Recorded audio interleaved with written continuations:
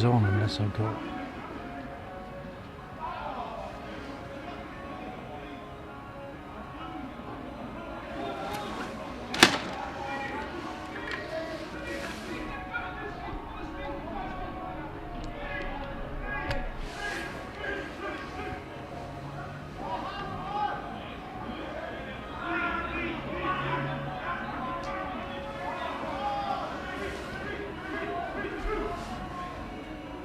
one.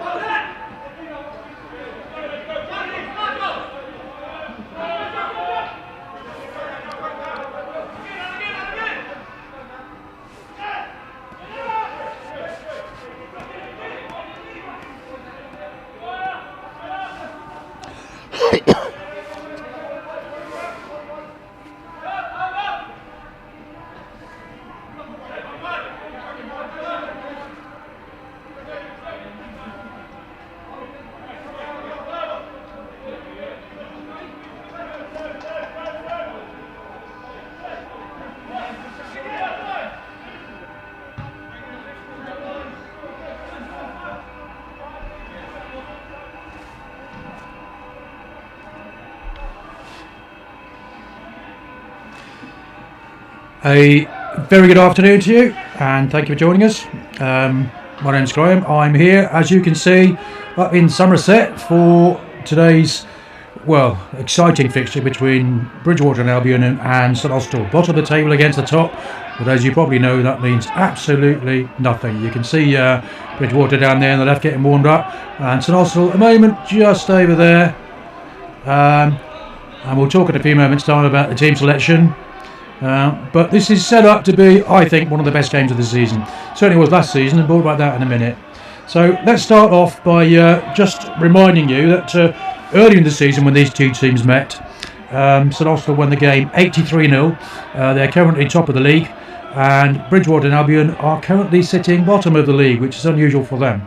But it was almost the same as last season, so we'll look at the numbers in a moment. But first of all, let's have a quick look at the teams. But I should tell you straight off that one or two of these had changed. Right, starting with Bridgwater. In the front row, Matt Ranson, Jordan Buller and Graham Lawrence. In the second row, Taylor Buller, who is vice-captain. Tom Hopkins, Josh Parker, George Sleeman plays open side, he's the skipper today. With Jack Perry playing at number 8. In the backs, James Collins is scrum half, Tom Steer, regular, of course long time regular for, I don't know how many times he's played, hundreds, for Bridgwater at 10. In the centres, Jay Owens and Lewis Pleece. On the wings, Thomas Kroll on the left and Dan Lang on the right, with Will Kerry filling up the rear at fullback. On the bench today, Michael Saunders, Gavin Knight and Ollie Phillips. For St Austell, a couple of changes from last week's team, and actually one of the change from the published team today. So Matt Boothby, Miles Davey and Charlie Nicholson make up the front row. Matt, of course, coming in for the unavailable Dan Job. Second row, Mark Vine, who continues as skipper today, and Tom Daniel, who makes a welcome return to the first team after starring for the seconds for the Sinners for much of the season. Back row of Rob Jeffs, happy birthday Rob, I think he's 26 today or somewhere thereabouts. Open side, Cam Taylor, hoping to continue his good form this season, and replacement at number 8, Rory Jago. Love to see him back. He started last week and he's starting at 8 today in the place of unavailable Carl Marriott, of course, who was a player coach. CJ Boys can use at 9, Chris Ashburn at 10, himself, of course, a former Bridgwater and Albion player.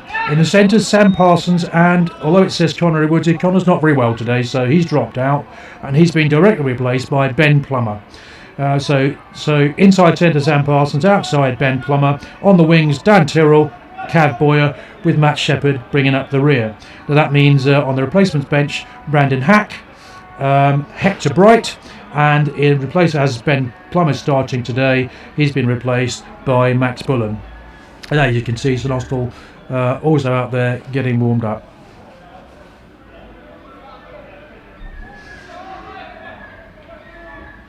Let's have a quick look at recent form. Doesn't mean a lot. Sorry, that's the wrong one. I beg your pardon. I'll try that again. Try that again. Let's try that one. Oh, there you go. St Austell having two very, very fine home derby, well, not home derby wins recent weeks. Last week they beat Weybridge 36-12. Week before that, very similar score, away to Truro 12-31, both bonus point wins. 3 weeks ago, St Austell beat, 3 games ago, they beat Sidmouth 48-5, avenging the only defeat of the season, which of course was away to Sidmouth earlier in the year. And prior to that, a very impressive 5-62 win at Teignmouth. Bridgwater, on the other hand, have won only one of the last 4, losing narrowly 37-17 at Bridgwater last week, and that all came down to 2 late tries by the home team. Could have been either way.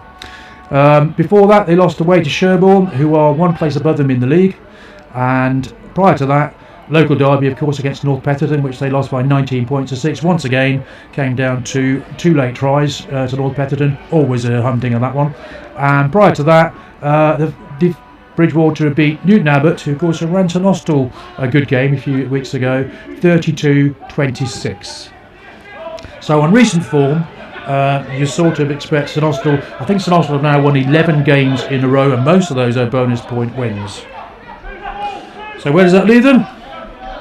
Well, there you are, as you can see from the league position. St Austell sitting pretty at the top, having played 16, won 15, 1 loss to Sidmouth away, with 75 points, which means they're 17 points clear of second place Crediton, who have 2 games in hand. And Bridgwater played 16, won 3, and sitting at the bottom there on 15 points. And of course that means for them that today is just as big a game. One team trying desperately to stay in the league, the other team pushing for promotion. You wonder which is the greater motivator. As I said a moment ago, that really doesn't mean much at all. Just to remind you what happened early in the season when Bridgwater came to St Austell. Final score was a runaway victory for St Austell. They won 83-0 on a very fine day with some lovely tries scored by backs and forwards alike. In fact, the first one was by Chris Ashwin, who of course used to play for Bridgwater himself a few years ago. But that's not dissimilar to what happened in 2022. In November, St Austell beat Bridgwater at home 66 points to 12, thumping victory. Came up here in March and lost 30 points to 26, and believe me, I was here. The best team on the day won the game. So St Austell will be trying desperately to avoid a repeat of that, whereas Bridgwater were doing their absolute best to repeat that. We shall see. Would point out that from the game in October, when Bridgwater visited St Austell, there are 4 changes in today's side. For St Austell, there are 5 changes from the team that played at home, and the most significant of those are probably Carl Marriott, the player coach, who normally plays number 8, and Dan Job at prop, both of whom are not available today. As you can see, the St Austell boys are there down the front, and I'll leave you with a couple of pictures of those. And what we'll do just before kick-off is I'll come back and go through the teams very briefly again. But I would say, first of all, just apologies for 2 things. First of all, I think the Bridgwater management here probably borrowed their PA from Glastonbury Festival. It's probably the loudest on the planet. So here and there are going to be some noisy bits. I'll do my best to divert from that, or mute the mic here and there. And secondly, as you can see, I'm sitting in the stand, and in front of me I've got the poles for the stand and also the poles for the floodlights. So in both directions, left and right, there are obstructions of view. But once again, I'll do my very best through the game to so you see most of it. There you are, that's the Saints boys. Mark Vine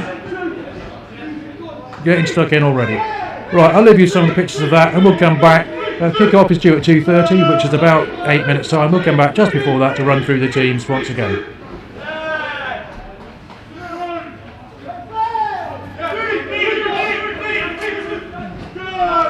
Just before that, can I just say a big hello to club chairman Paul Hayes. I was hoping that Paul might be here today hobbling around, but he's still recovering after knee surgery. So hello Paul, I do hope you're on the mend, and we're looking forward to seeing you next week. Sorry, a week after that actually. One of those guys who I always think Paul's on the touchline. He's more stressed than any of the players, so he's probably quite enjoying this at home. And also hello to anybody who's watching away on holiday. I know we got a few viewers from Greece and Spain today, so welcome to sunny Somerset. I'll be back in a few moments, just before kick-off.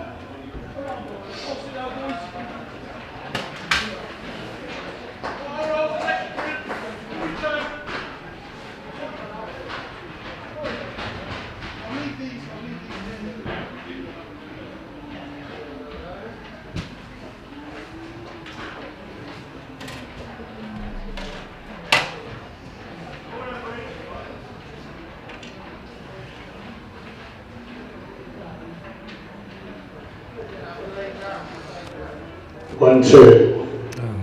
Good afternoon, ladies and gentlemen. Welcome to the Bridgwater versus St Austell game this afternoon. Bridgwater team is unchanged, but there is a change on the St Austell side where number 13 is not playing, Connor, and he's been replaced by Max Bullock. No, Ben Plummer, sorry. Ben Plummer goes in at number 13 and Max Bullock comes on the replacements bench. That's the only change on either side. Just to mention also that on March the 11th, which is the last league match of the season, we have a game against Wellington, and on that day it's a Friends luncheon, and it could possibly be the last of the Friends luncheons, but tickets are on sale now for that day, £25, including the food, 2-course meal and a comedian.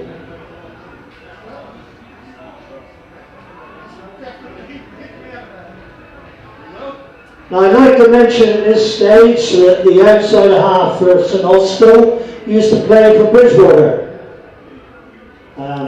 Chris Ashwell. For Christ's sake.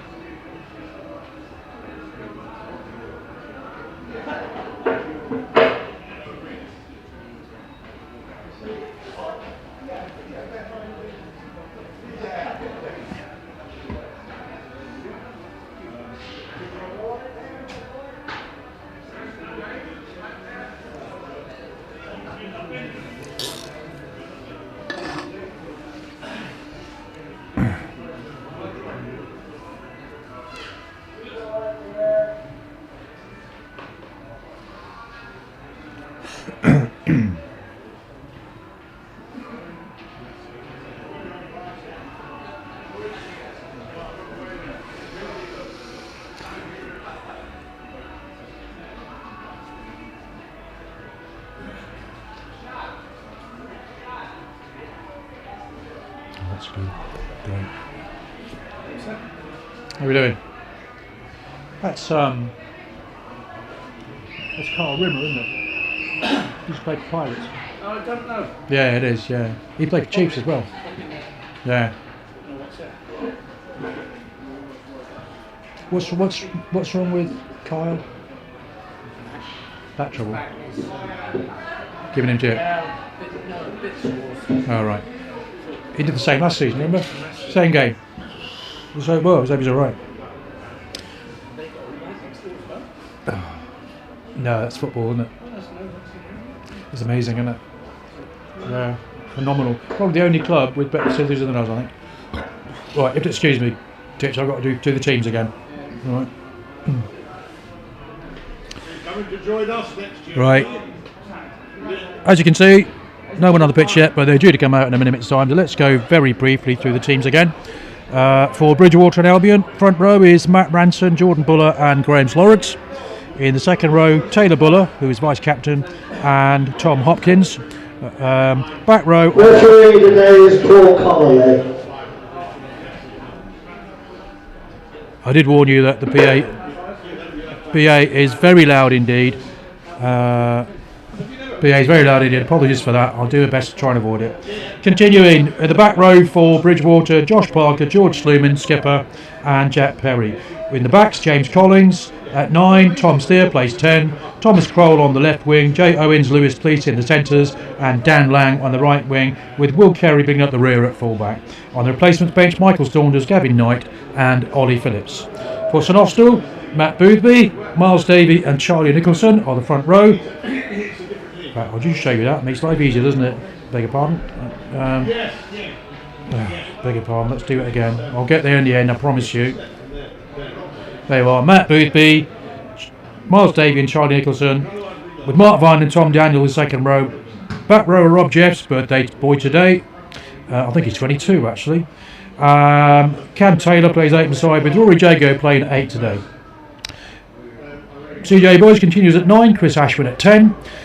In the centre, Sam Parsons and Ben Plummer, with Cad Boy on the left wing and Danny Tyrrell on the right, with Matt Shepherd, who has scored 22 tries this season, so keep your eye on him at fullback. On the bench, Brandon Hack, Hector Bright, and coming up from the Sinners today is Max Bullen to take his place on the bench, but I'm sure we'll be seeing him today. Scored 2 tries in the first fixture earlier in the season between these two teams. So it's just coming up to 2:30. I'll make it 2:30 actually. The teams will be coming out about now.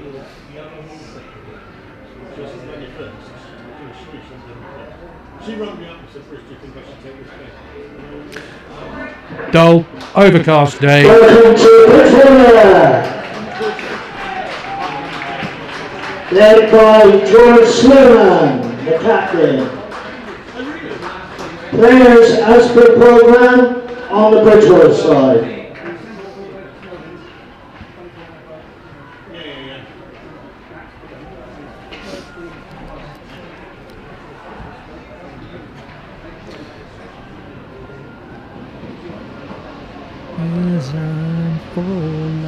Welcome to Austell.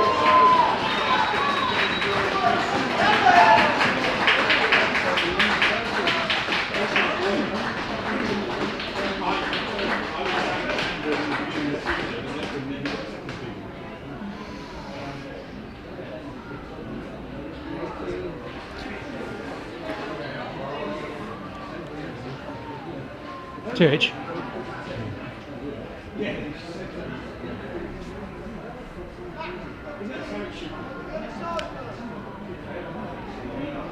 So both teams on the pitch. Here we go. Shortly after 2:30. After my sincere apologies, I have not been able to get hold of a programme, so I don't know the name of the referee today. So I'll do my best, and I'll be calling him by the title of Sir or Referee. St Austell playing from right to left. There's no wind really to speak of. Very dull and overcast. No advantage playing one way or the other. And like in so many occasions, this is really going to be about who starts well. So here we go. Chris Ashwin to get us underway. Bridgwater Albion versus Austell.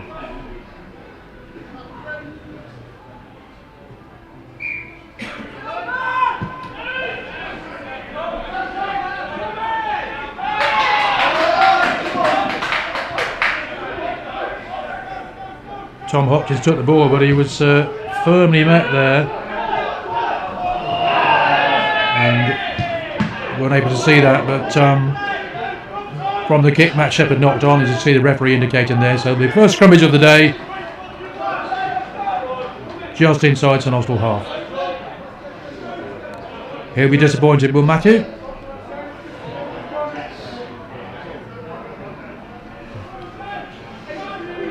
So there's Bridgwater's front row, Matt Ranson, Jordan Buller and Graham Slorence, against, I would play a probably slightly smaller front row of Matt Boothby, Miles Davey and Charlie Nicholson. So James Collins had the first chance to put the ball in today.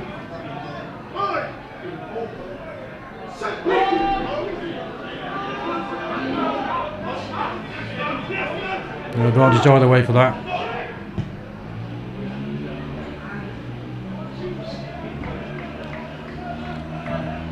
Tom Sear decides to play for territory, so we'll have the first line out just after the first scrum.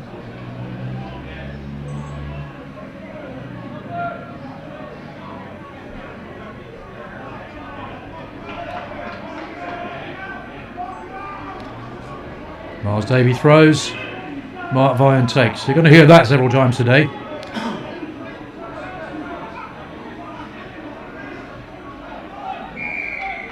See Cam Taylor getting stuck in, but the referee indicating that round the wrong side, gives St Austell the chance to, as you can see, that's their 22, so chance to relieve some early pressure.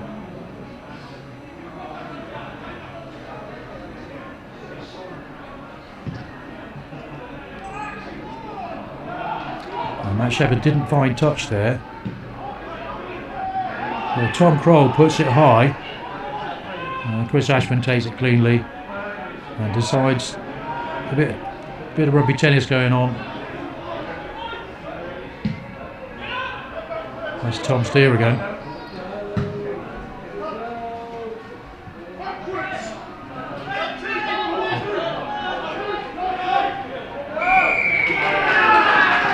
Hard to know who that was against, but holding on against Matt Shepherd.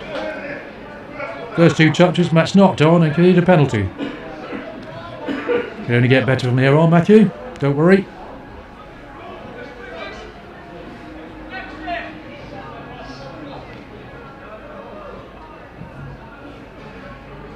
The scrum half James Collins, who's wearing 22 today. He shares the kicking with Tom Steer.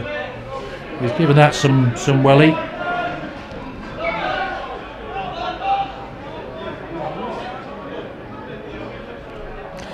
Once again, apologies for the block view, can't do anything about it.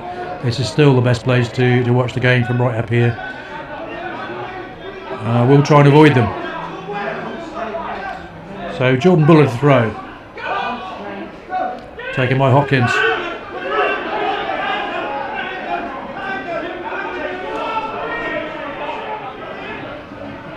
That's a lovely early drive by Bridgwater, and the referee says Austell pulled it down legally. Very difficult to defend against, as you can see.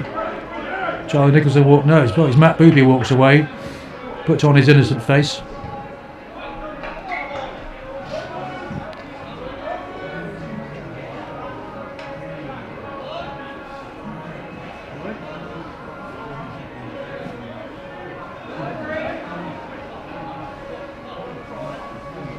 So Jordan Buller once again to throw, but right onto Austell's 5 metre line.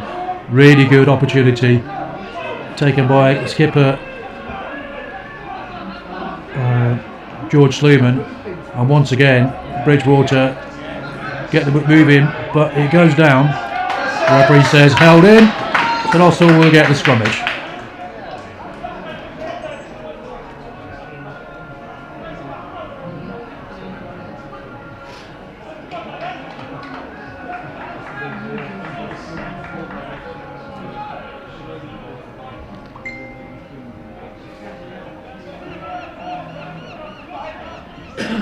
As Tom Daniel making a return to the first team today, wearing the blue scrum cap, in the second row with Mark Vine. Nice to see him. There's Rob Jeffs on the blind side flank, right beside the scrum half there, birthday boy today.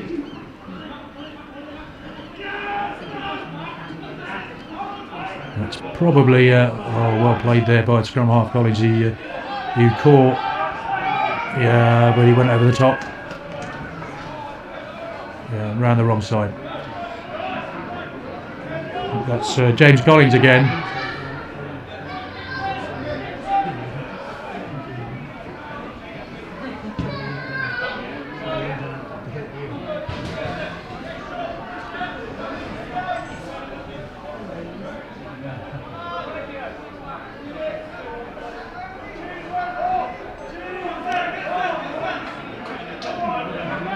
So nothing to choose next early exchanges. Bridgwater just about had the edge, I think, territorially. Possessions probably each way, and nothing to learn from the scrums of the lineouts.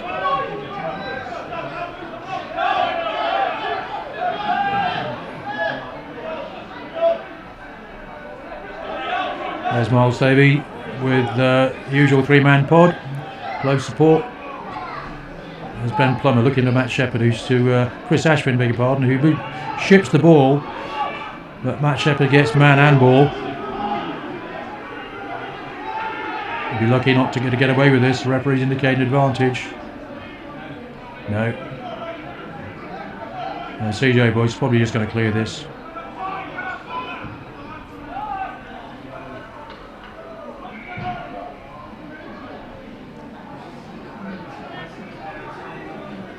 Didn't go very far, but there is somebody here on the pitch who's taking a bit of a knock. Can't see who it is. It's one of the Bridgwater players.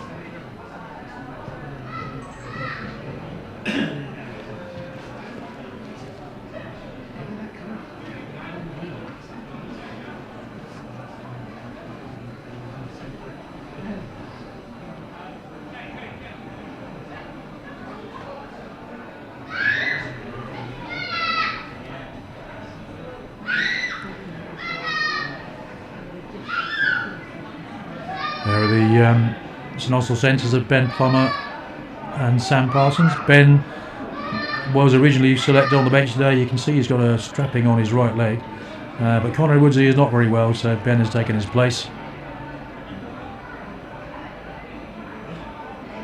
Both, of course, Coleman under-20s players not so long ago.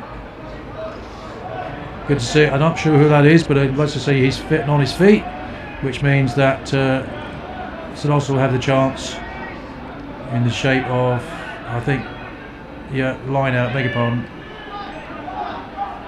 I missed that. That's another lovely maul. It's going to be clearly part of the game plan today, is take the game to St Austell. And there's Taylor Buller peeling away.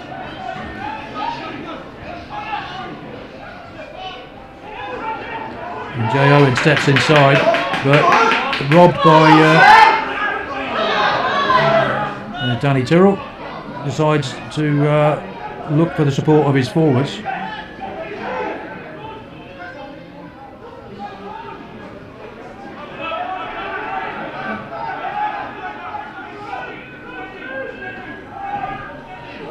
St Austell being brave. You've got Gab Boyer, who chips and chases. Looks like giving it a bit too much. Yes, he has. So it'll come back to where the ball went out.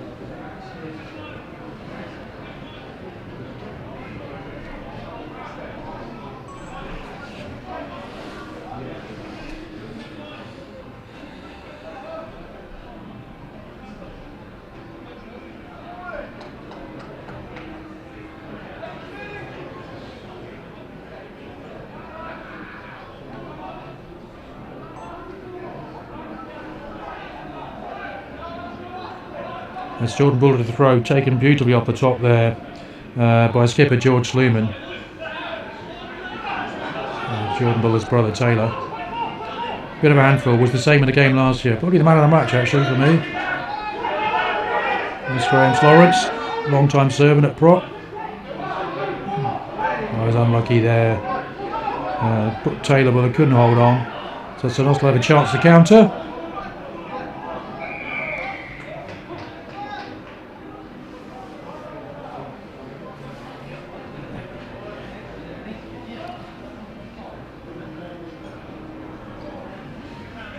12 minutes played, no score, and only the second time actually St Austell have been up in Bridgwater's half.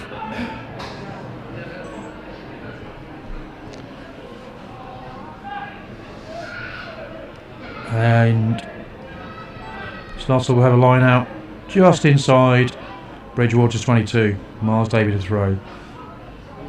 I put money him going to Vine, which he does. Knocked it backwards with one hand, but St Austell retained the ball.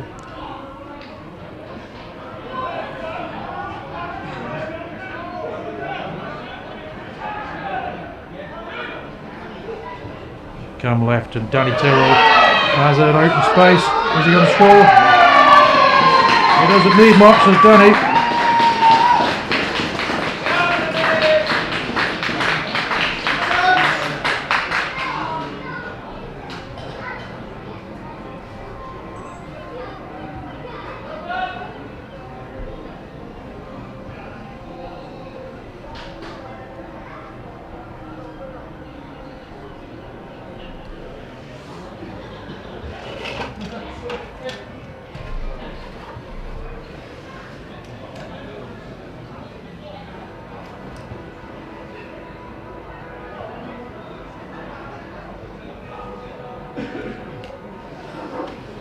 Good afternoon everybody and welcome to Fairfax Park for this long-awaited, much-anticipated FA Bar Sports Ground encounter with Erith Town. This is the third attempt to stage this cup tie. Previous two attempts were thwarted by firstly too much rain and then too much frost. It's been a frustrating time. So Matt Shepherd to attempt to add the two. As you can hear, the football ground next door, the commentators doing the grand job, and he does.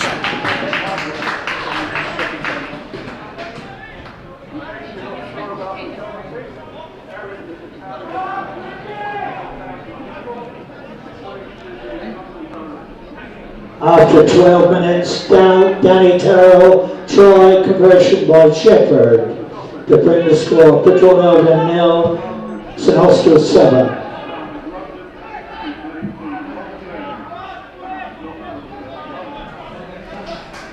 So we've got 3 commentators all competing, but one of the 2 have got PAs and I haven't. Apologies for the blaring sound here and there. I'm going to do my very best to avoid it if I can. So Danny Tyrrell scored on 13 minutes, converted by Matt Shepherd. Bridgwater Albion 0, St Austell 7. And as you can see, Tom Steer just overcooked the restart slightly, so the referee brings them back for a scrum to St Austell.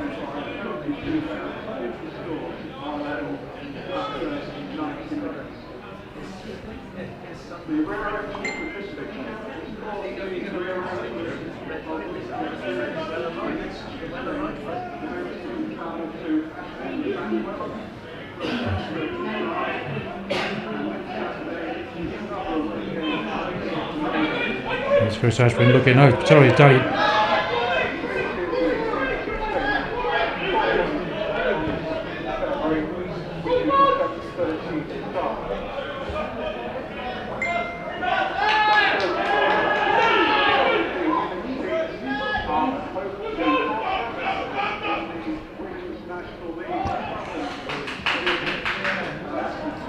That Shepherd steps 2 people, bumps off another. He's still going. He's looking for help now. He's looking for support. I don't know if he needs it actually. Yes, he does. Lovely tackle there. In the end, close support by Tom Daniel, I think, and the ball goes right for Chris Ashwin to dot down.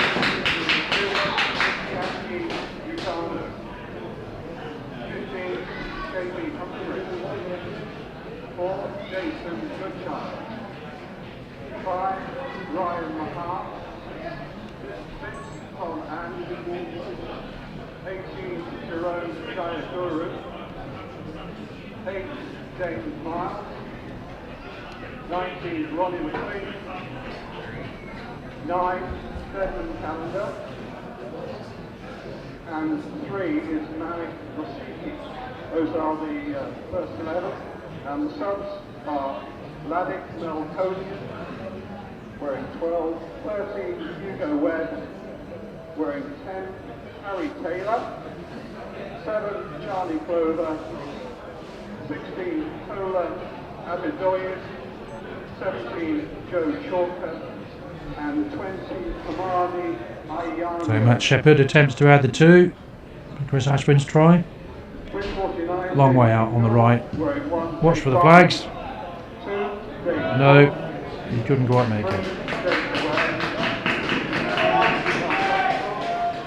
Try scored by Chris Ashwin to bring the score. Bridgwater Albion 0, St Austell 12. So 17 minutes played. Bridgwater 0, St Austell 12. Rob Jeffs takes the restart. Love to see Rob. He had several seasons out and he's come back with a real vengeance, playing perhaps better than ever. And St Austell looking to move the ball wide every opportunity. Danny Tyrrell, touch line. So he comes back in field and he's going to. Miles Davey. There's Miles with his, I think it's fairly typical Maori sidestep. He's so difficult to stop. Unfortunately, St Austell lost the ball there. Bridgwater come away in the shape of Dan Lang. The referee's holding up there. I think that's James Collins. I hope I've got the name right.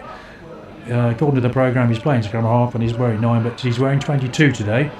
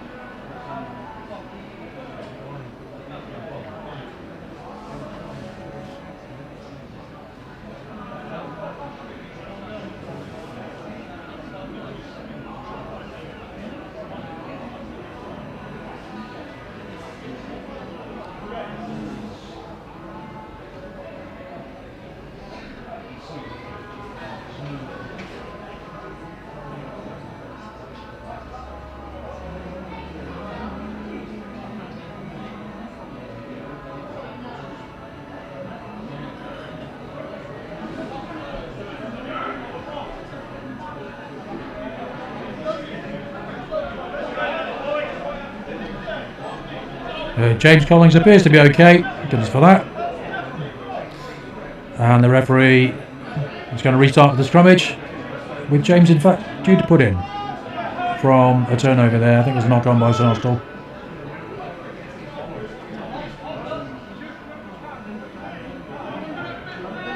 That's on the right hand side. It's an Austell 22, so it's a good attacking position with players left and right for Bridgwater.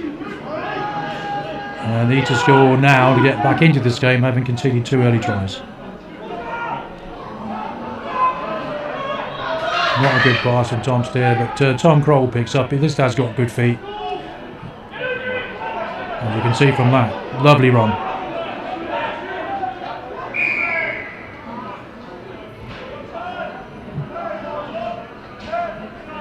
Cam Taylor thought he'd won the ball there, but referee says Rob Jeffs didn't roll away. So Tom Collins probably going to put the ball. No, it's Tom Steer, I beg your pardon. James Collins and Tom Steer. I think he might be looking at the post actually.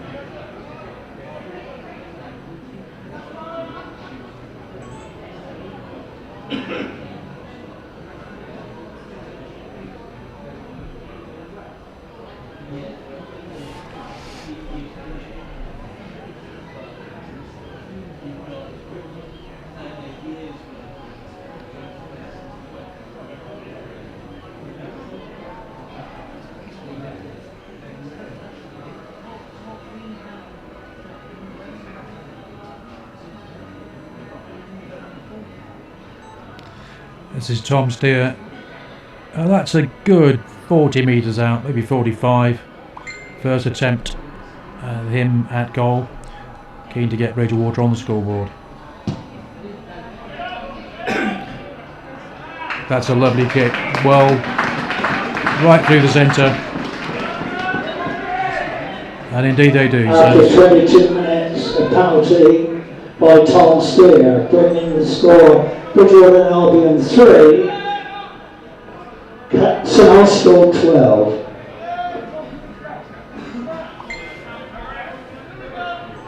You might just have caught that. 3-12 the score. Chris Ashman restarts.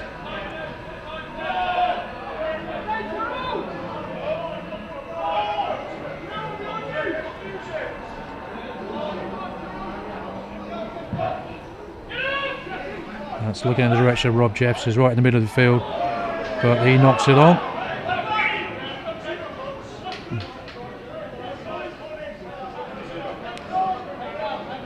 Rob looks ruefully. Just remind the lads, it's your birthday today, you can forgive you.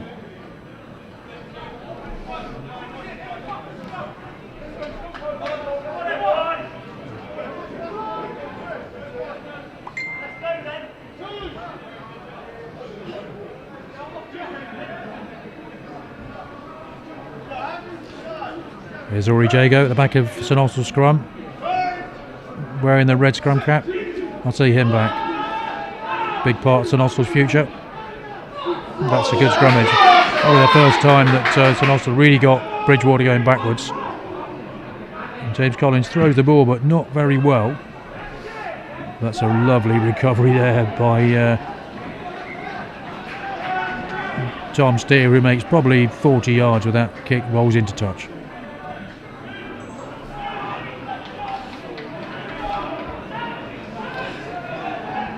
Lovely kid. So Miles Davey just 5 metres outside his own 5 metre line. Looks to Vian, but I think Bridgwater probably got a hand in that. Yes, they did, because the referee said it was a knock on. So it'll be a St Austell scrummage.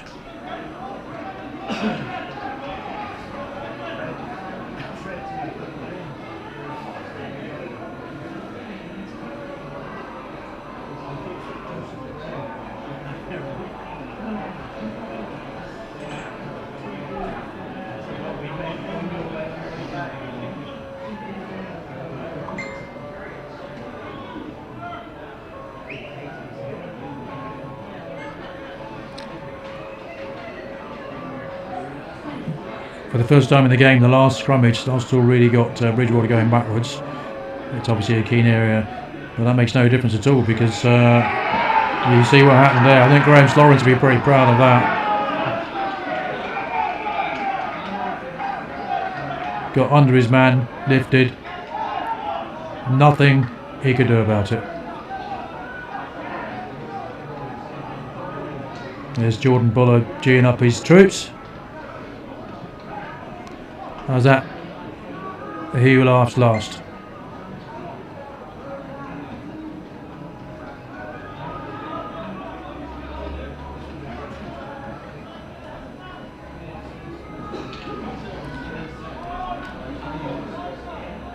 Really good attacking opportunity for Bridgwater here. Probably, what, 6 metres out. With Jordan Buller to throw. And so far he's found Tom Hopkins several times.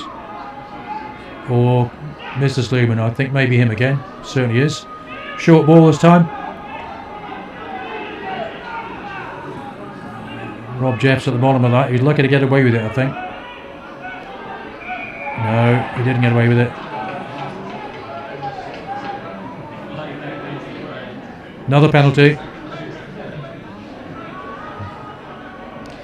James Collins probably going to do the same again. Tick it in the corner. Line out, catch, drive. One of the realities of attacking rugby nowadays is because it's so difficult to stop a rolling maul without conceding a penalty. It's the go-to option is you catch, drive in the line out. Well, it's been even Stevens so far.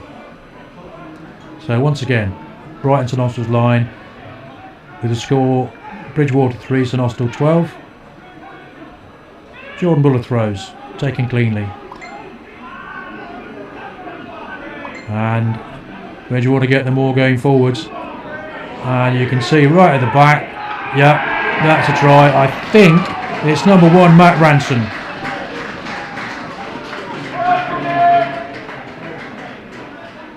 Yeah, it is. Well played, young man. I'm sure by the time he gets to the bar, that'll be 50 metres. Well deserved nonetheless.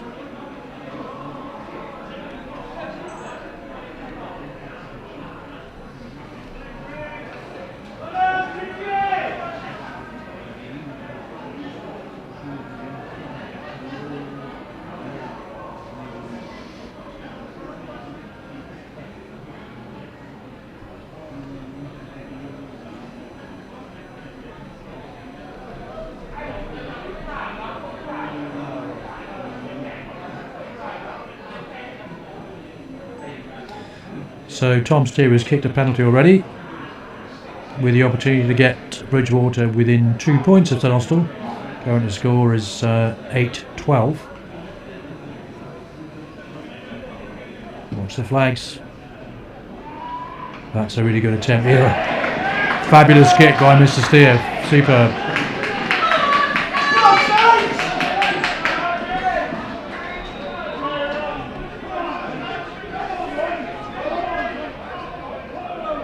Penalty and conversion by Bridgwater to bring the score Bridgwater Albion 10, St Austell 12.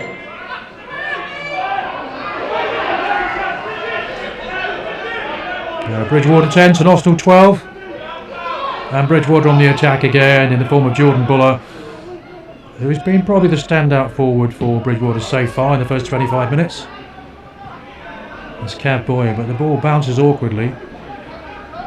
He's looking to kick, but I think it makes more sense to look for the forwards, which he's done. Matt Shepherd sends it long down the field for Will Carey to take. He was in his own 22, steps out, and it has to go high.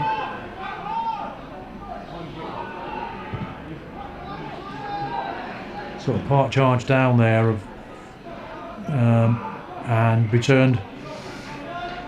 But straight out from Will Carey, so St Austell will get the line out on Bridgwater's 10 metre line.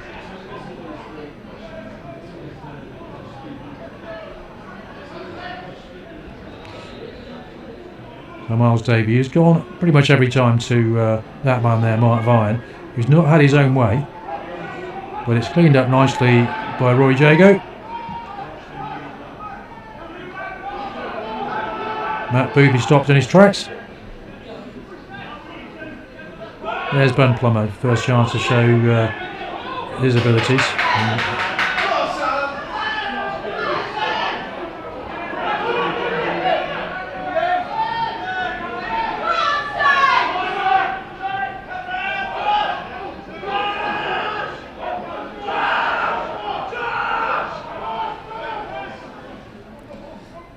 Austell go wide again, but not a brilliant ball by Miles Davies, so Sam Parsons has some cleaning up to do.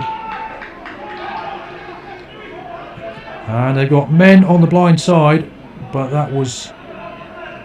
I'm not sure if he knocked it on or held on to it. Referee says play on. Bridgwater come up with it, and Tom Steers looking to use that big open space. Danny Tyrrell's the only man back there. And he'll run. He's got Matt Shepherd outside him. Sam Parsons inside him. Matt's inside, outside. Is he looking? Is he going to go? He doesn't need anybody else.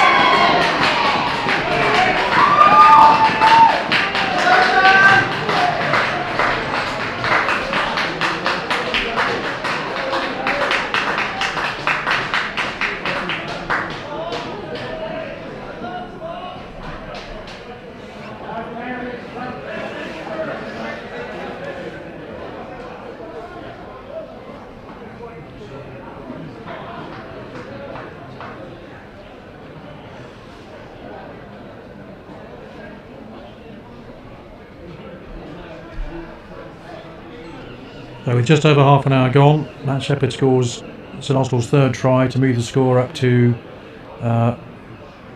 Bridgwater Albion 10, St Austell 17, and Matt attempting to convert his own try. But I think it's fair to say that big assist by Danny Tyrrell there. You just know when Danny's got the ball, he only ever does one thing.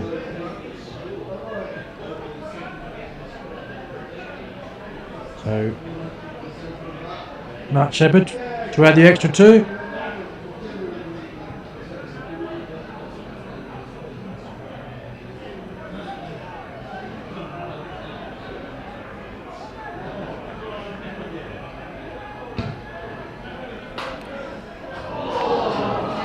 Just wide. Try scored by Matt Shepherd to bring the score Bridgwater Albion 10, St Austell 17.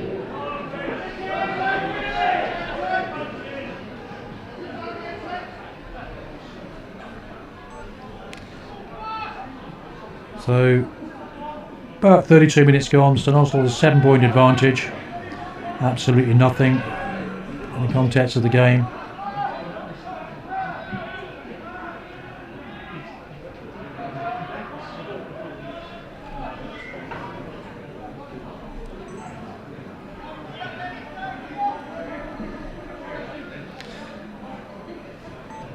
Boy's clearance, he was right on the touchline there, so not making the yards he hoped to.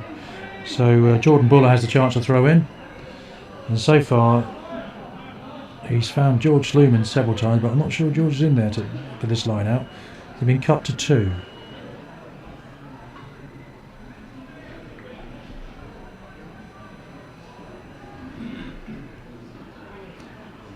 It's one of those trick plays, but the referee's having a word with Matt Shepherd for some reason.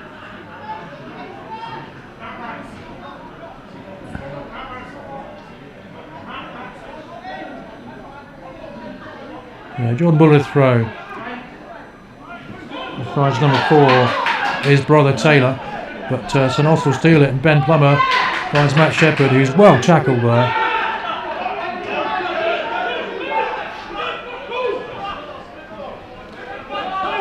Ashwin finds Danny Tyrrell, who has nowhere to go, set infield.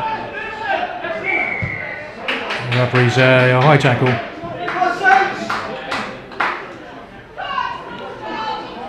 James Collins apologises, no intent there whatsoever, it's just one of those things. Danny went down low. Ranson scored the Bridgwater try right away.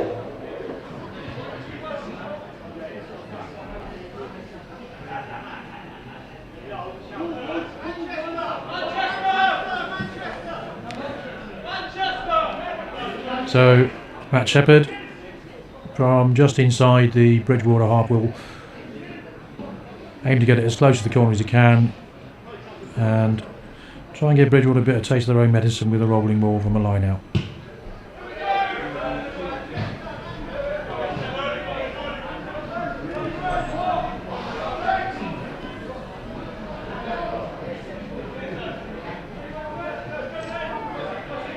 Miles David a throw.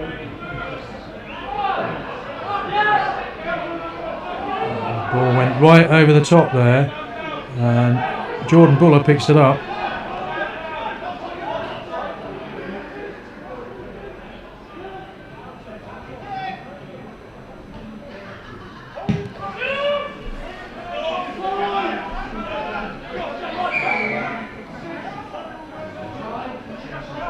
Taken cleanly by Danny Tyrrell, but the referee says there were players in front. So Matt Shepherd taps and goes.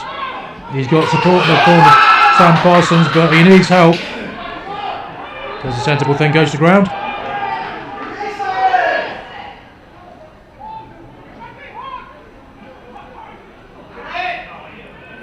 Chris Ashwin finds Ben Plummer, whose tackle gets back to his feet.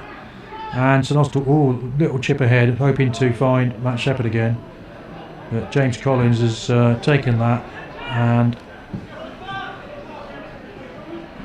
Danny Tyrrell's got Ben Plummer inside him, so what's he going to do? I'll give you 3 guesses. Oh, he passed him.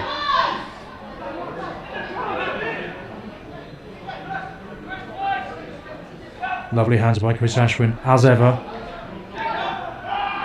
He's like a cricketer. You can see there James Collins was well offside. No attempt to get away.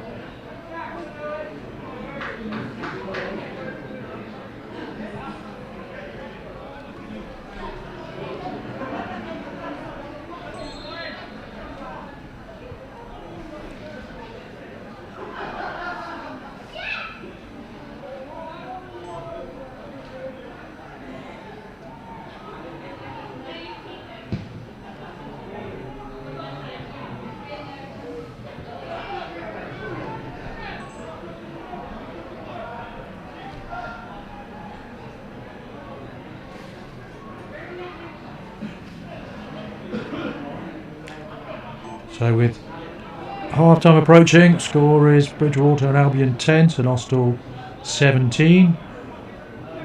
3 tries to 1. First by Danny Tyrrell, then Matt Shepherd and Chris Ashwin. And St Austell get that going forward, difficult to defend this. And they want to keep that going. You can see Rory Jago at the back there being talked to by CJ Boyce, who's got men on the right and looking to go right. He brought Dawn Tronquoll and gives Kev Boyer a stroll in for St Austell's 4th and bonus point try.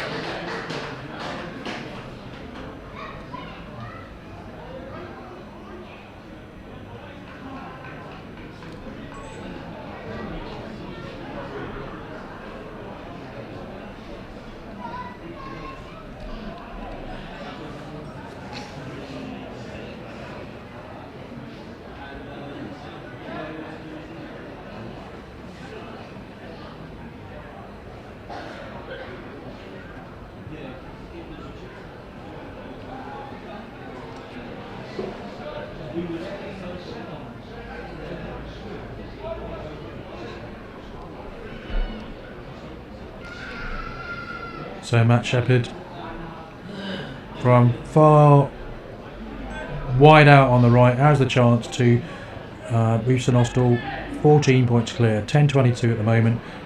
Half time, probably 2 or 3 minutes away. Difficult kick from there.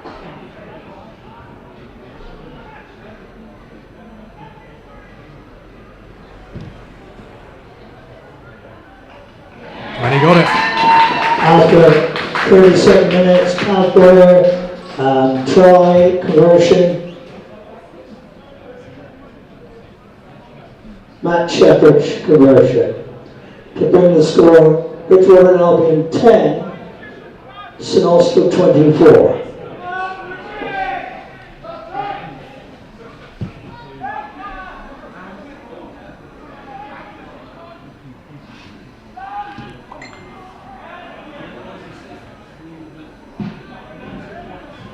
CJ Boyce clear, sort of scuffs it a bit.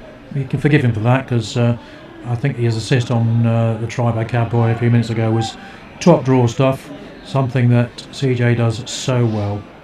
Always plays with his head up, always. That's one of the reasons why he's been St Austell's go-to scrum half for as long as I can remember.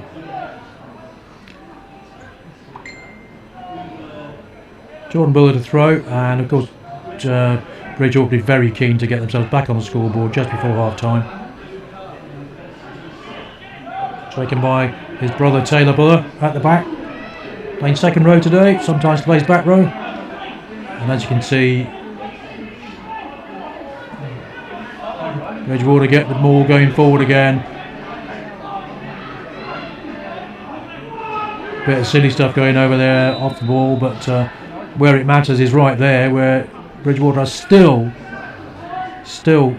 going forward. Left and then right, keep the ball at the back, keep it moving, stay on your feet. That's Tom Steer, steps inside, but he couldn't beat Matt Shepherd.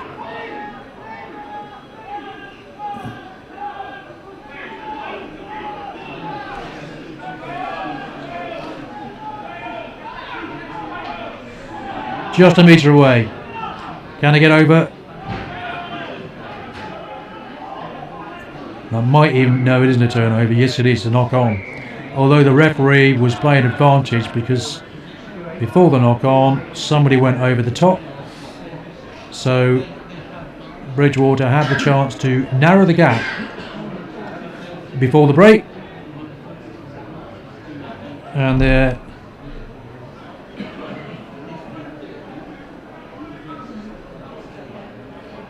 James Collins decides best option, line out catch drive. There's Tom Steer, who has a penalty and a conversion to his name.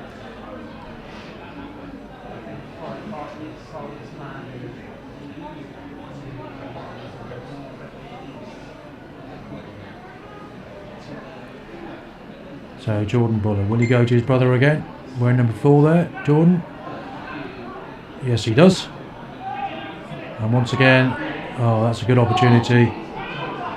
Sure, very close, very close. They still have the ball.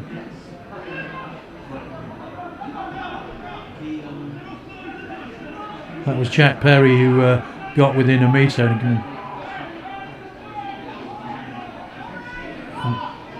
Yeah, that's a lovely try. Well, it's hard to believe. That's Graham Lawrence. 2 tries, 2 props. Gonna make it up.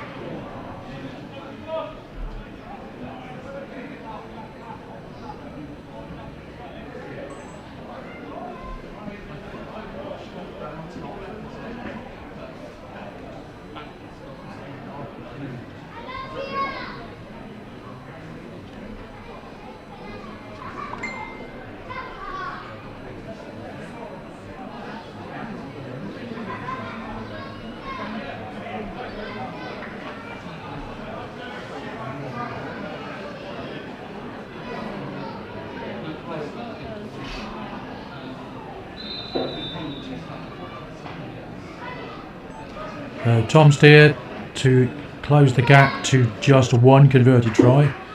If he gets this, the score will be 17-24. He does. Half-time score, that was a try by Graham Lawrence.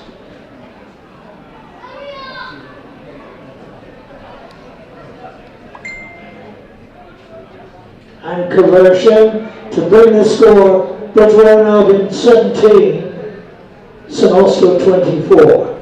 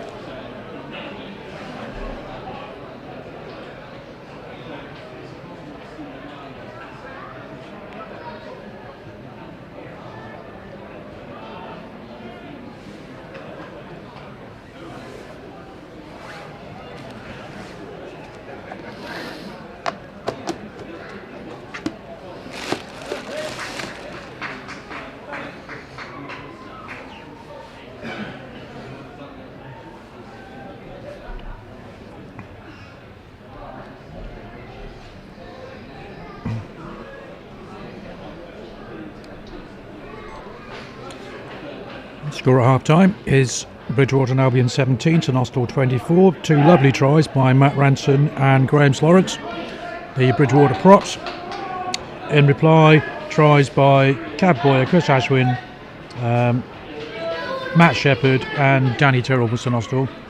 And Tom Steer has added 2 conversions and a penalty to keep the home tie within 7 points. This has once again touch of deja vu from last season. Bridgwater won it with a very late try.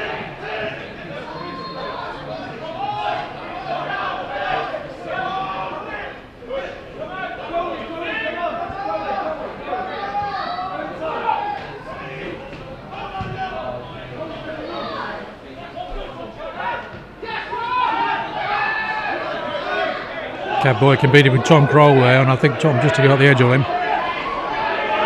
And Jordan Buller comes away with it, but he's beautifully tackled.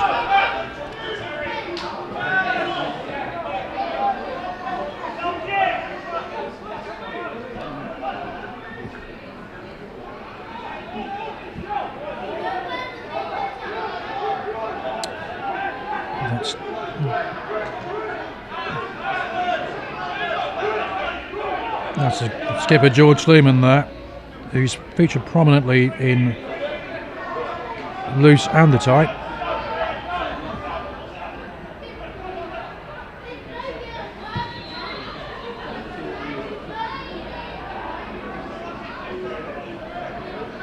As you can see, Matt Shepherd indicating the ball went straight into touch from Tom Steer, so there'll be a line out about the halfway line.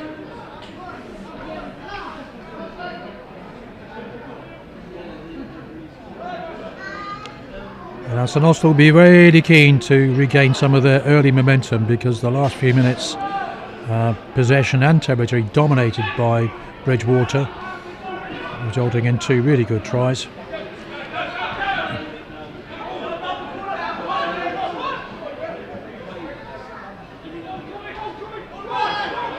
There's Tom Daniel.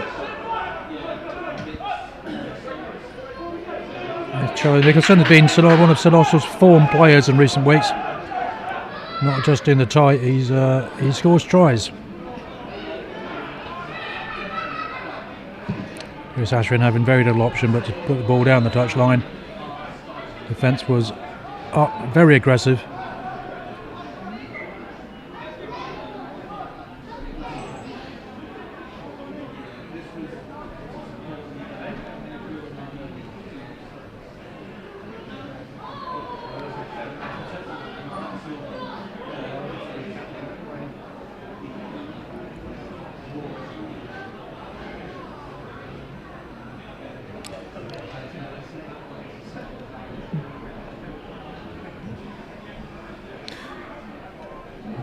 Bit of a hold up at the moment due to an injury to one of St Austell players.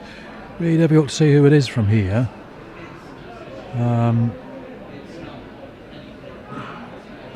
It could actually be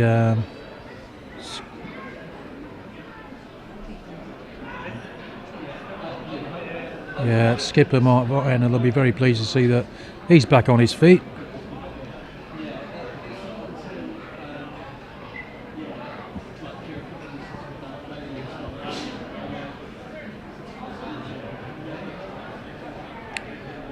He'll be straight back into action because it is a Bridgwater line out with Jordan Buller to throw, and so far he's been very generous with his brother. This time he doesn't, he goes to George Sluman. Oh, it's a big tackle there by Rob Jeffs.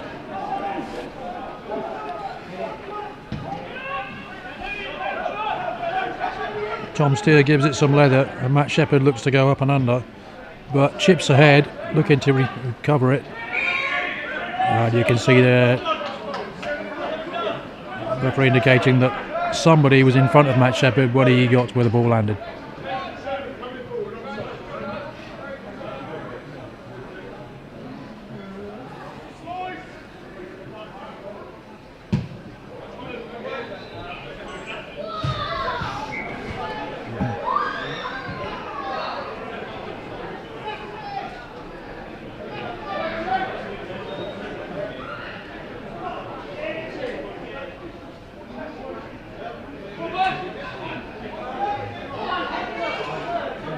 Branson, the try scorer, has a quick chat with Gordon Buller, telling him what he should be doing. That's what props tend to do, both on the field and in the bar.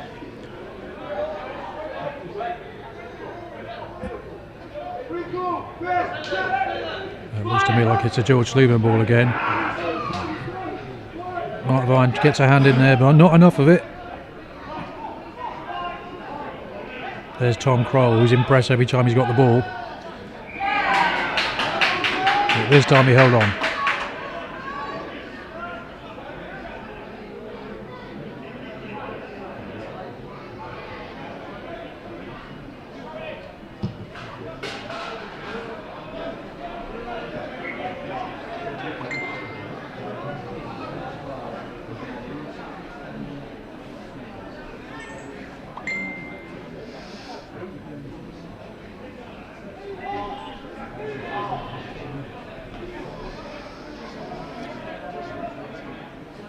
Well, Miles is ready, but the line out wasn't. In fact, it's gone right over the top. And once again, a chance for Bridgwater to attack. There's Tom Kroll again. He's half tackled by Cab Boyer and then stopped by Sam Parsons.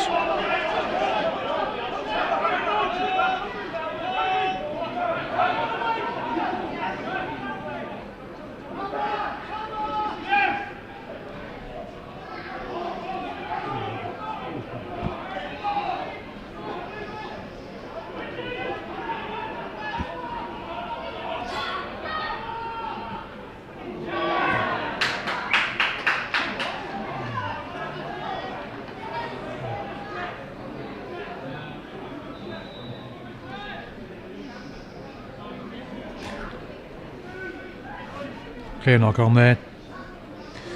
Grummage has really been, it's gone with the put-in pretty much every time. There's a couple of times that Austell have had an edge, and late in the second half, the first half, Bridgwater had a couple of very impressive scrummies where they actually had St Austell front row off the ground.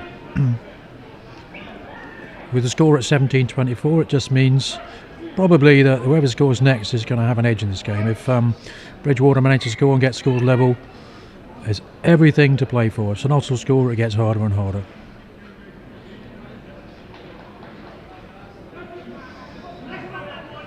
Just to remind you, when Bridgwater came to St Austell earlier in the season, they lost by 83 points to 0. You'd think they were two different teams playing today.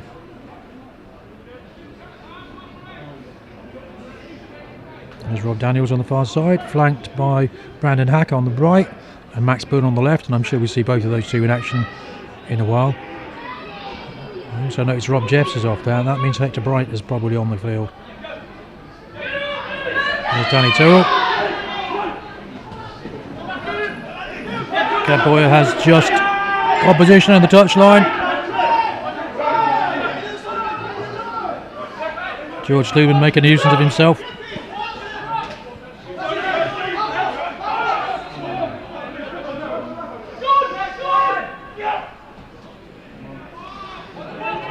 Mark Vine gets man and ball, holds on. There's Danny Tyrrell again.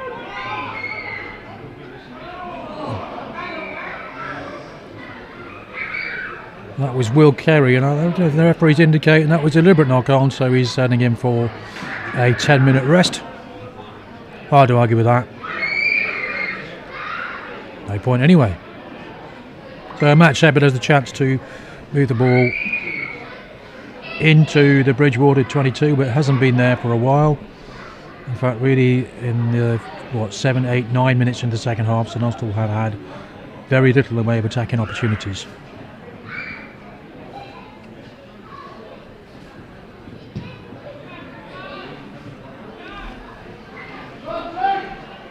Beg your pardon, I had the mic muted, missed all that.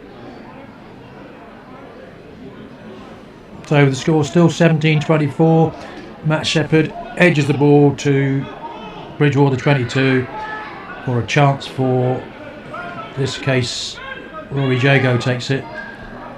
An inside ball to Ben Plummer, who strolls in. Lovely line by the young man there, absolutely beautiful. So difficult to defend against. He'll be pleased with that.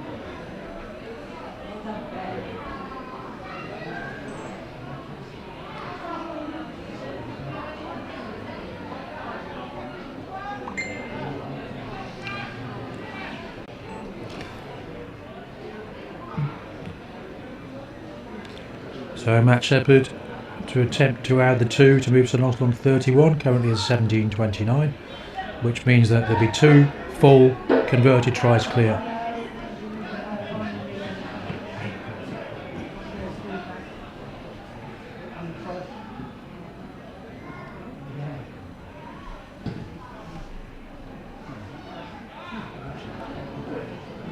Try by Ben Plummer to bring the score Bridgwater Albion 17, St Austell 29.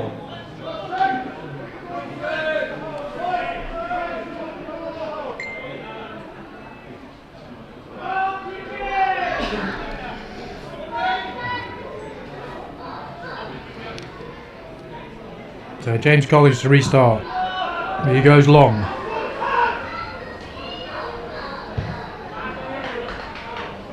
That boy hoofs it.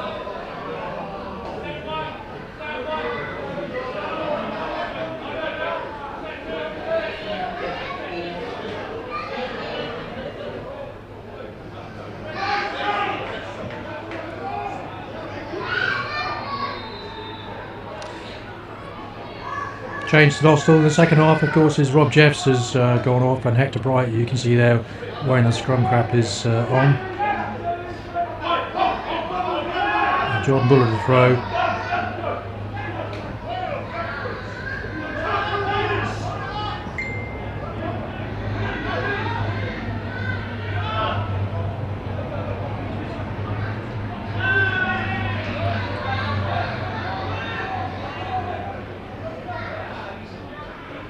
Jay Owens trying to go through Sam Parsons, which is not easy on a good day.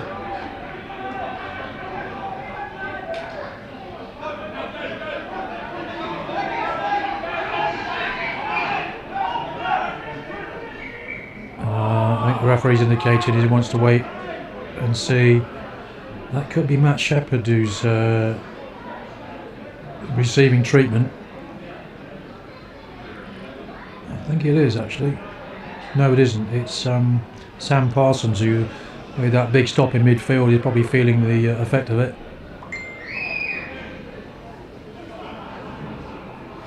One thing you know about Sam is he's made of very tough stuff. He will not go off unless they drag him off and take him on a stretcher. Clearly holding his shoulder.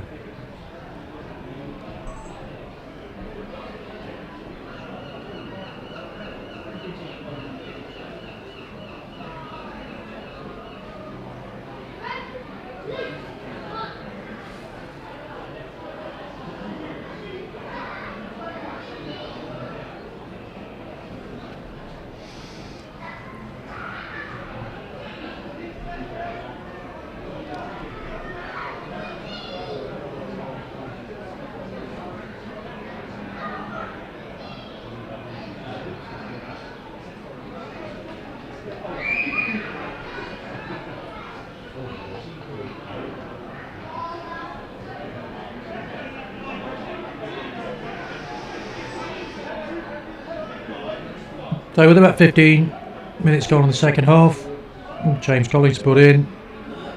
Good attacking opportunity, both left and right here for Bridgwater, and really, if they're going to stay in this game, they need to score now.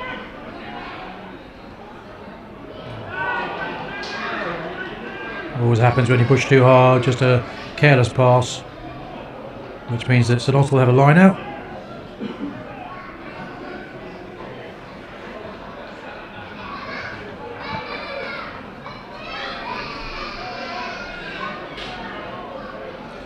Miles Davey has options.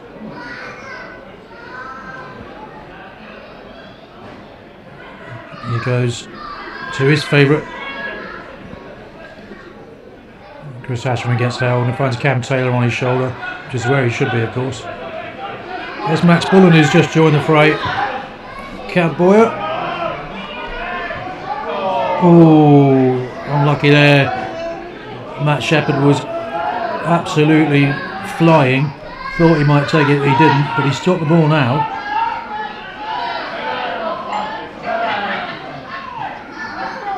I'm assuming as Max Bullen's on that Danny Tyrrell must have taken a rest. No, I don't think he has. I think maybe it's Sam Parsons.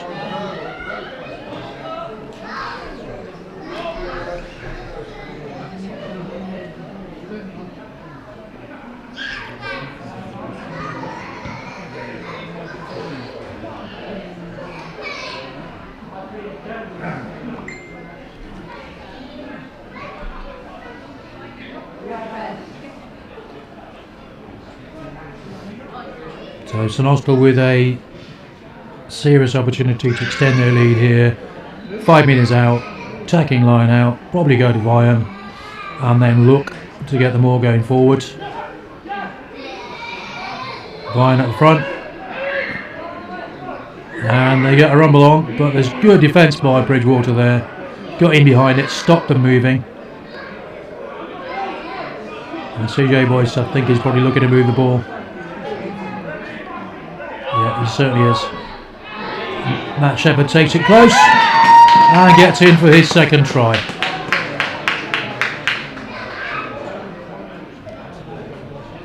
And I think about his 23rd or 24th of the season.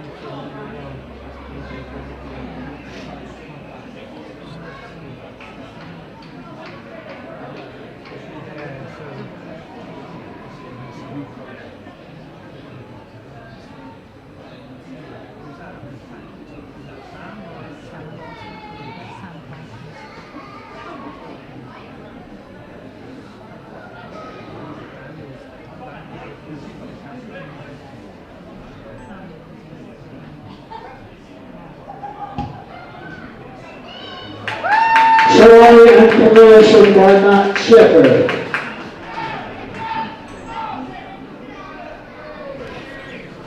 Bring the score, Bridgwater Albion 17, St Austell 36.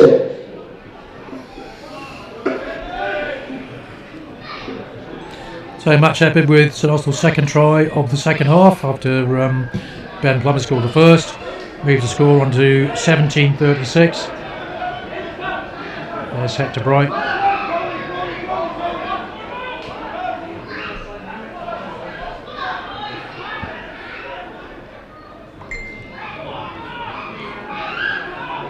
There goes Danny Tyrrell. Can you catch him? No. And Sam Parsons on the inside. Takes the return pass.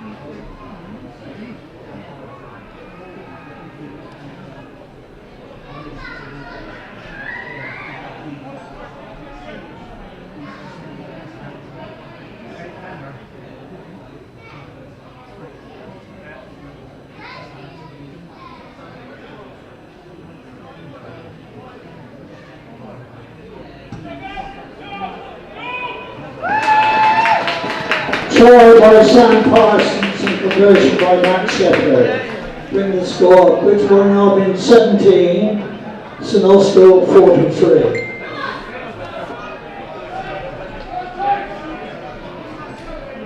So Sam Parsons' first try of the game, and St Austell's third in the second half moved the score on to Bridgwater Albion 17, St Austell 43. Long way back now. Game's not over yet, not by a long way. Not Brian unable to take that cleanly. I think he knocked it on.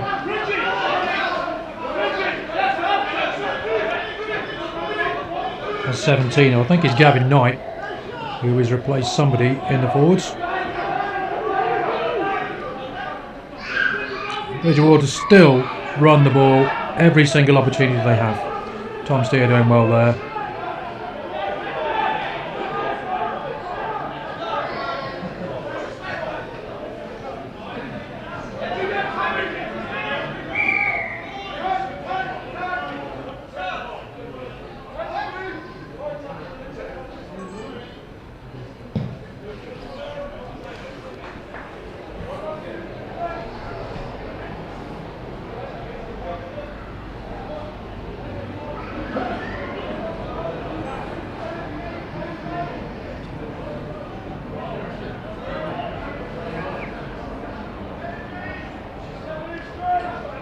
Jordan Buller is perhaps going to move into the back row,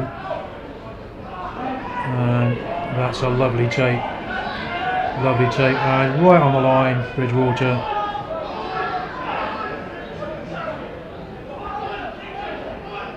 Looks like St Austell might just have stolen that.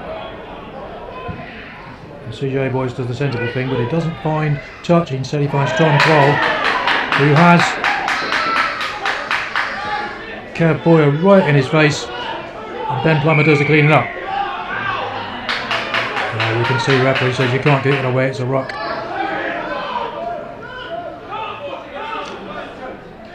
Brandon Hacks now joined the fray. There's Matt Shepherd who, no sorry, it's Matt Spullen with those lovely feet of his. He just steps people nonchalantly. That's good play there. By Jay Owens, who's not had much chance today, but when he does he's impressive.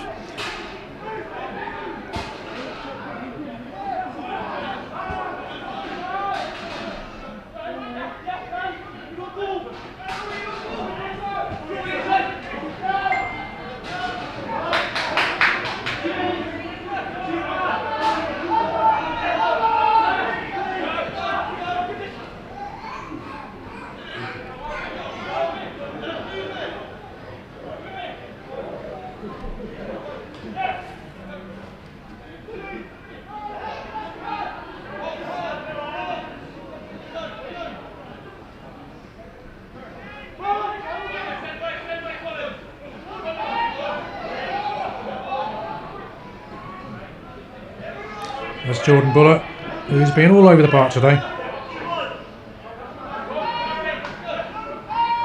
There's his brother Tom Taylor.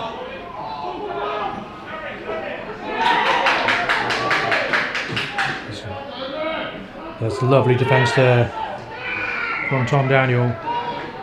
The referee indicated no, you came around the wrong side there, so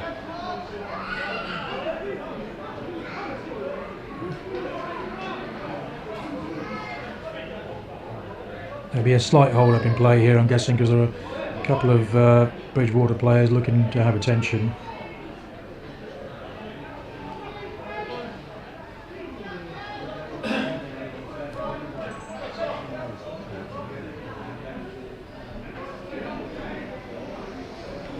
And while that's going on, the referee's going to have a quick chat with George Sluman and Mark Vine.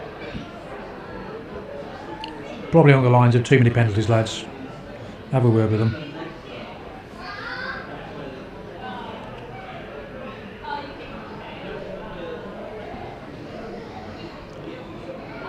That's James Collins on the left there, and I'm not sure who that is. It could be Gavin Knight actually on the right, both of whom receiving attention from two young blondes.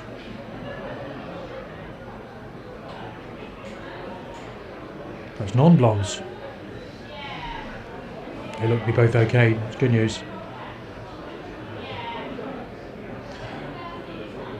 Although James Collins is slow to get up.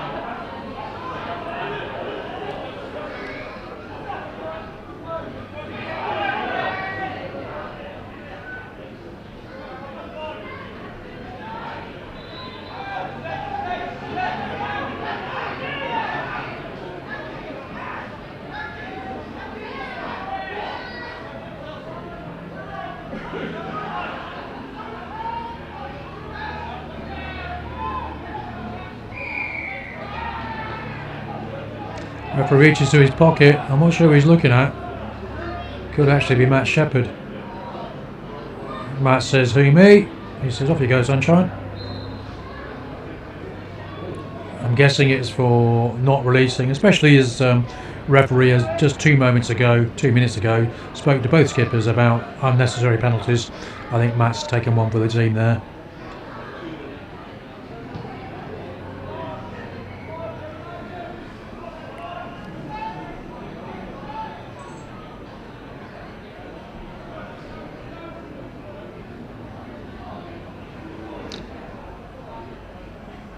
Yellow card for Matt Shepherd. Yeah, I think you heard that.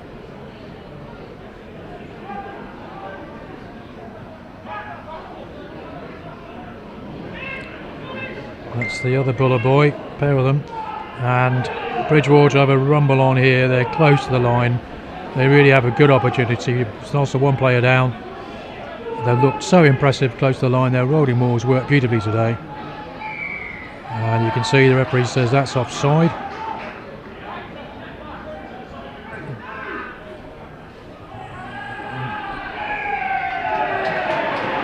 Hard to believe, but Graham Lawrence has scored a second. 3 tries, all of them to prop forwards.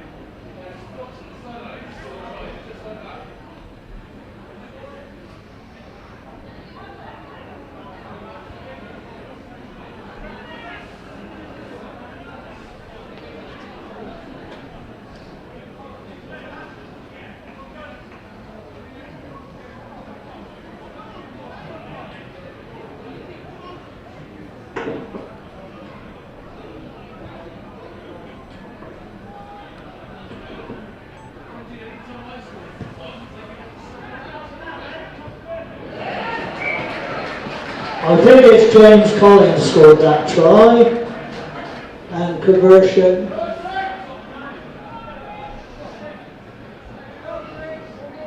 To bring the score, Bridgwater Albion 24, St Austell 43.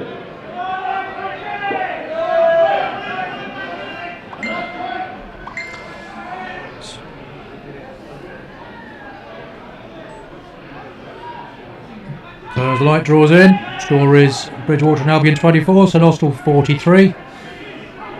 3 tries to Bridgwater, all of whom have been scored by their prop forwards. 2 to Graham Lawrence, who's had a very fine game, and the other one to Matt Ransom.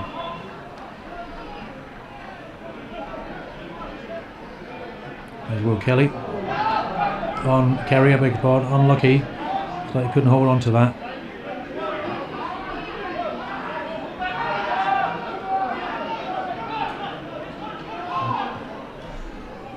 And right back there, Bridgwater have to go for it. They're in a relegation dogfight. They have everything they scored 3 tries. They'd be desperate to get a 4th, even if they can't win the game. They want to get something out of it. Only one team has scored 3 tries against St Austell this season, and that's Newton Abbot. There's Cab Boyer, looking for help. Instead he finds Tom Kroll.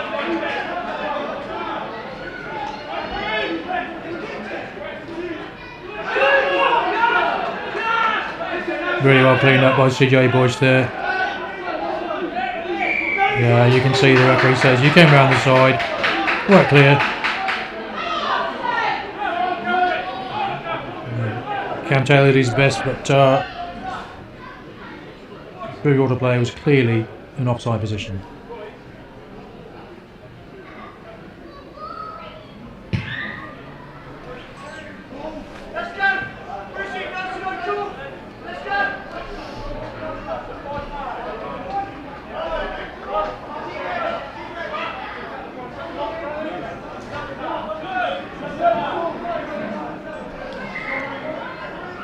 So St Austell line out, about 10 metres out of Bridgwater's 22, Miles Davey to throw. Will he go to Mark Ryan? I think so.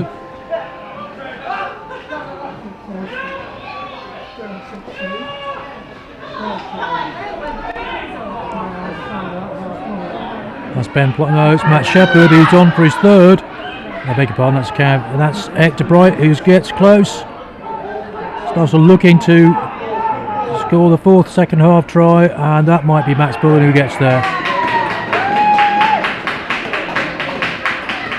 There he is, the replacement winger, Max Bullen. Moves St Austell on to 48 points with an easy conversion from Matt Shepherd.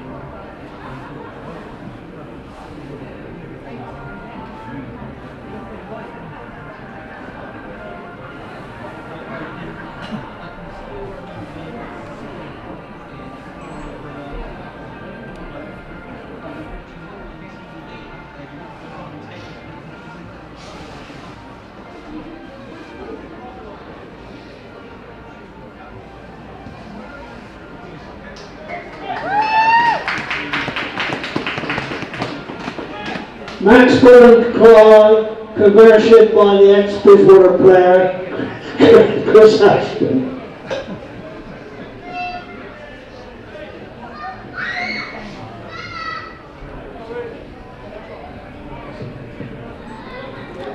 So a lovely try by Max Bullen there, conversion by Chris Ashwin, moves the score on to Bridgwater Albion 24, St Austell 50. The scoreboard's telling us 48. I'm sure they'll change it.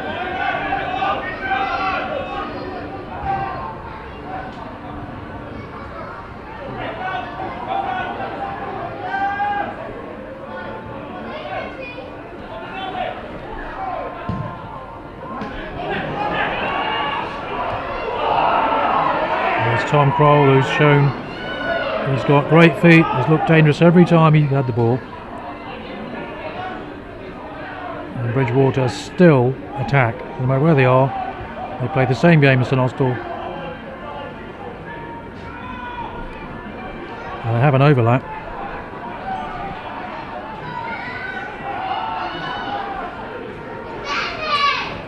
Mind that man, he scored 2 tries today, going for a hat-trick. That might have been high, I think referee's indicating high tackle, so playing advantage. Solly Phillips, no, the referee brings them back quite clearly. It'll be interesting next year when the law changes, the tackling must be below the waist. I'm sure it's a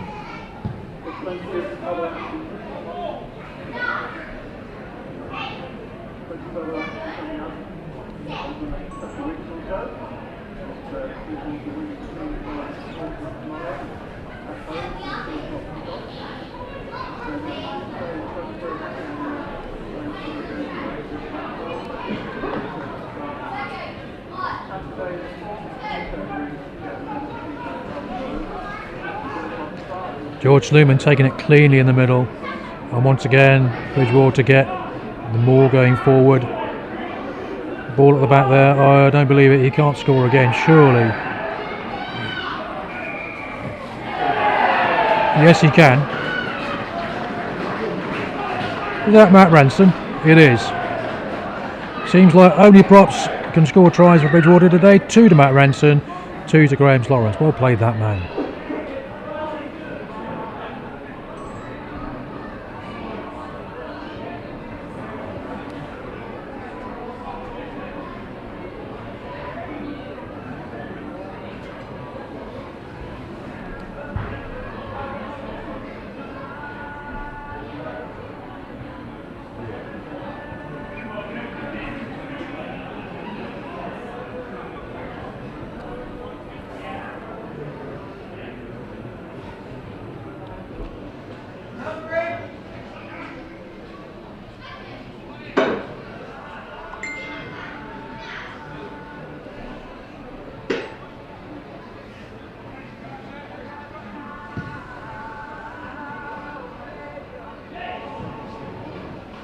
Try by Graham Lawrence to bring the score. Bridgwater Albion 29, St Austell 50.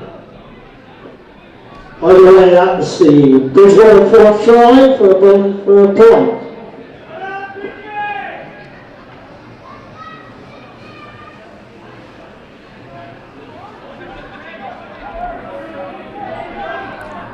So Matt Ranson's second try means that Bridgwater have now scored 4, which means if nothing else they will get a bonus point out of this game,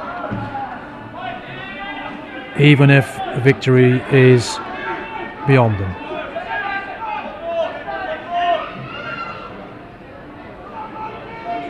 Chris Ashwin just clipped that too hard, so we'll come back for a scrummage. I think it's probably the first one that Brandon Hack has had an opportunity to show his worth.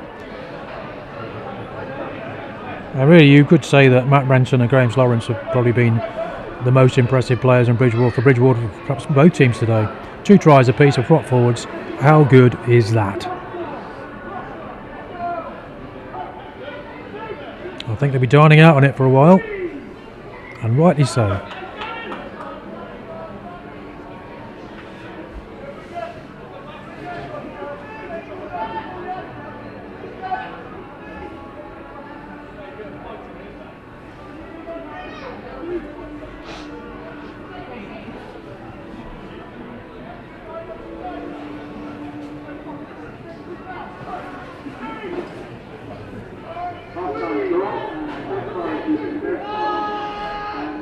Jordan Buller now playing flanker. And number 19, I'm not sure who that is.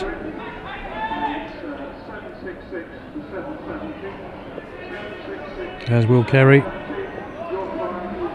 Big tackle by Matt Shepherd, I think. Unlucky, that one. Hector Bright looking for the space. If he gets the chance, he'll be gone. Referee's saying you tackle but held on. Looks at Charlie Nicholson. So Tom Steer. Oh no. Bit of back chat to the referee. First time today. Bit silly really. Your money or your gift from the rugby club.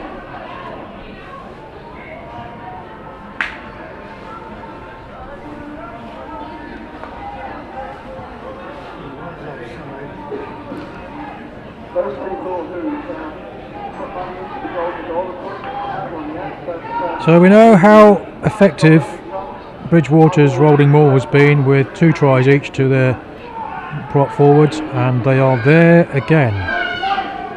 About 6 metres out, real giant opportunity here to score a 5th try, which would be a feather in the cap because no team have done that since this season.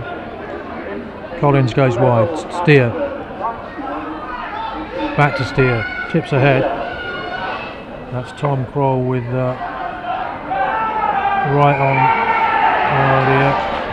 The referee says that Cab Boy held on in the tackle, so there'll be a penalty, and we know what they're going to do.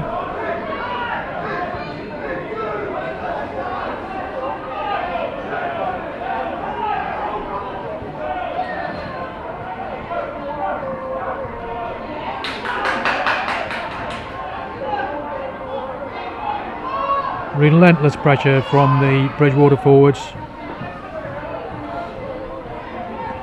Pretty exposed there. Tom Kroll on the wrong wing. But I think the referee's saying no, the backs are offside. He's going to bring him back for a penalty.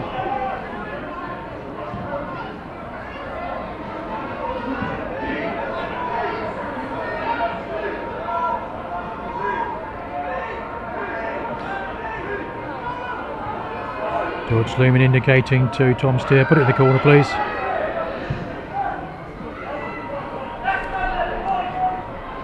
Apologies for the post in the way. Sat at the back of a stand, pretty much inevitable.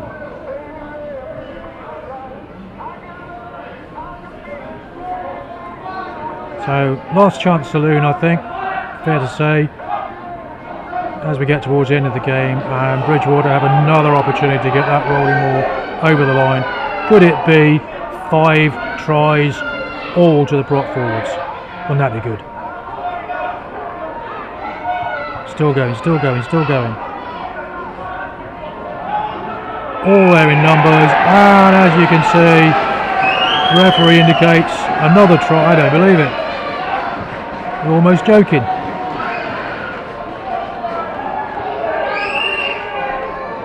That's Jordan Buller. So, tries, the props and hookers, no one else.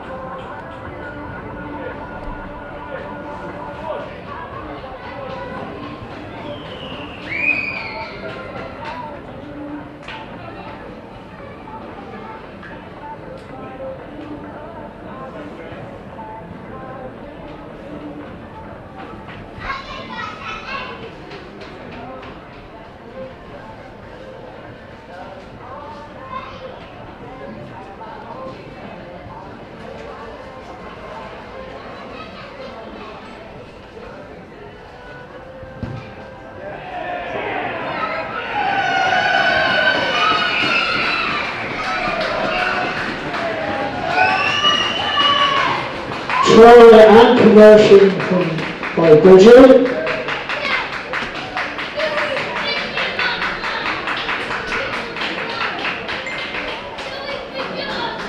Final score, Bridgwater 36, St Austell 50. Well played to both sides, particularly Bridgie for the position in the league. Tremendous performance today. Tremendous, Bridgie. Well played.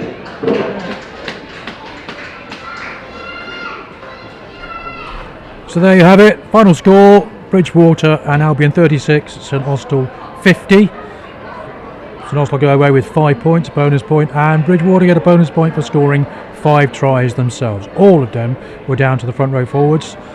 Two tries each for 2 props, and then the hookers going out at the end there. And that's the most tries conceded by St Austell all season, perhaps several seasons. So big thank you for joining us, and we look forward to seeing you for the next away game, which is Crediton away in about a month's time. Get well, Paul Hayes. Yeah, thank you. Just say, Paul, hope you watched all the way through. I hope the stress is gone. I know you're back on your feet. Go and say hello. Go down there and say hello. I need someone to say hello for you, Paul. Get well soon, Paul. Yeah. I'm sure we'll be more than happy with today's performance. So well done to Austell. Well done, Bridgwater. What a game. There's no way that you would imagine that was top against bottom. What a great performance. Thank you very much for joining us. See you all again soon.